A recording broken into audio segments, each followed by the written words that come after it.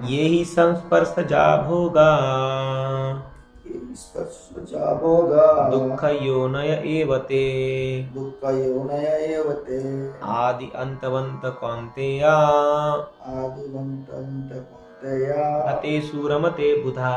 न तेषु रमते बुधः। ये ही संस्पर्शजा भोगा ये संस्पर्शजा भोगा दुःख योनय एव ते दुःखयोनय एव ते आदि अंतवंत कौन्तेया आद्यवन्तः कौन्तेय न तेषु रमते बुधा।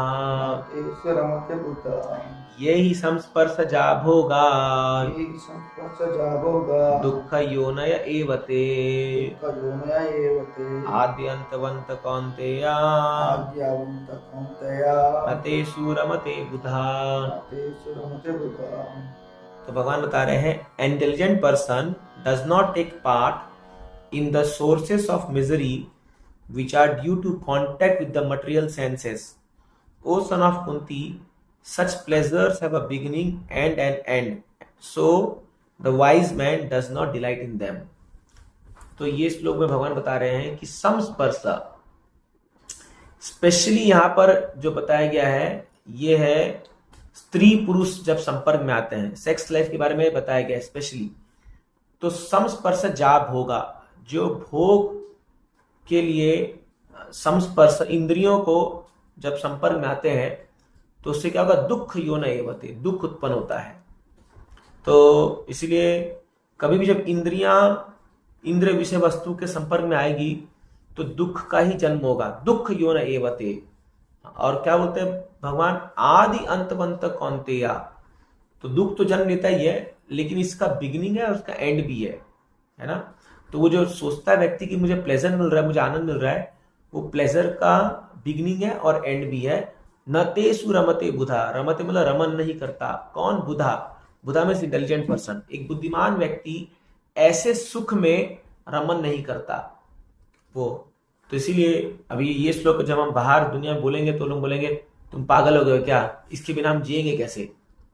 तो एक्चुअली यही डिफरेंस है एक साधक में, एक ज्ञानी पुरुष में, तत्ववेत्ता पुरुष में, और एक साधारण मनुष्य में। क्योंकि वो लोग क्या सोचते, उनका एकमात्र ही जो दुनिया का एम है, उनके जिंदगी का एम है, वो है सेंस ग्रेटिफिकेशन, इंद्र तृप्ति। जैसी उनको इंद्र तृप्ति मिलती है उनको लगता है ये सुख है, लेकिन जैसी वो इंद्र तृप्ति करता है दुख फॉलो होता है, दुख 100% फॉलो होगा। तो इसीलिए ये होल वर्ल्ड, प्रभा जी कह रहे पूरा उल्टा दिशा में जा रहा है, पूरा उल्टा दिशा में 180 डिग्री ऑपोजिट जा रहा है, और हम लोग पूरा उल्टा दिशा जा रहे हैं। बट क्योंकि शास्त्र का ज्ञान नहीं है लोगों को, तो वो लोग हर एक एंडेवर, आप देखिए दुनिया में हर एक एंडेवर जो है वो क्या है, सेंस ग्रेटिफिकेशन बढ़ाने के लिए है।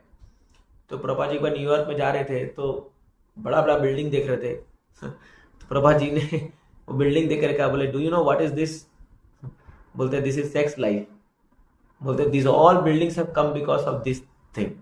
तो ये सच्चाई है, एक्चुअली इसको समझना बड़ा ही रहस्यमय है चीज है, लेकिन ये सच्चाई है। बिकॉज अगर स्त्री पुरुष का आकर्षण नहीं होता है संसार में, तो हर जो पुरुष है वो साधु बन के बैठा होता, उसको अच्छे कपड़े, अच्छा गाड़ी, घर, बंगला, ये सब कुछ दरकार नहीं पड़ता। तो इसीलिए क्या है, ये जो आकर्षण है ये दुनिया का जो है सबसे क्या बोलते हैं, इम्पल्सिव अट्रैक्शन है, और इससे बचना इतना आसान नहीं होता है अनलेस हम सत्वगुण में स्थित हो और अनलेस हम प्रॉपर साधना कर रहे हो। तो इसीलिए बहुत आज आप देखिए कई सारे यूथ के लड़के सब लोग जल रहे हैं, इसके लिटरली बर्निंग हो रहा है इसकी वजह से। तो बट उनको पता नहीं दुख का कारण है ये। इसलिए अभी देखिए हम इतने सारे केसेस सुनते हैं, इधर रेप कर दिया किसी ने मर्डर कर दिया, ये कर दिया, और बाद में कितना दुख आता है उनके जीवन में, जेल जाना पड़ेगा, मार खाना पड़ेगा, नाम बदनामी अलग, सब कुछ चला जाता है उनका। तो इसीलिए नतेश रमते बुधा, बुद्धिमान व्यक्ति को अपने बुद्धि से काम लेना चाहिए कि न केवल ये but any sense pleasure is the source of misery. तो इसको याद रखिए। इसलिए क्या करना है, जो भी हम इंद्र की चीजों को यूज में लाए वो कृष्ण की सेवा में लगाएंगे तो दैट विल बी सक्सेस। वो ही सबसे बेस्ट यूज ऑफ सेंसेस है।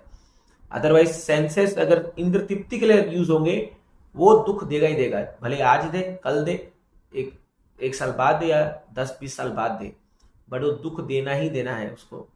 तो इसीलिए इस श्लोक को याद रखिए, यही सब जा भोगा। भोग वृत्ति जो है ये इस दुनिया की सबसे बड़ी प्रॉब्लम है, भोग वृत्ति।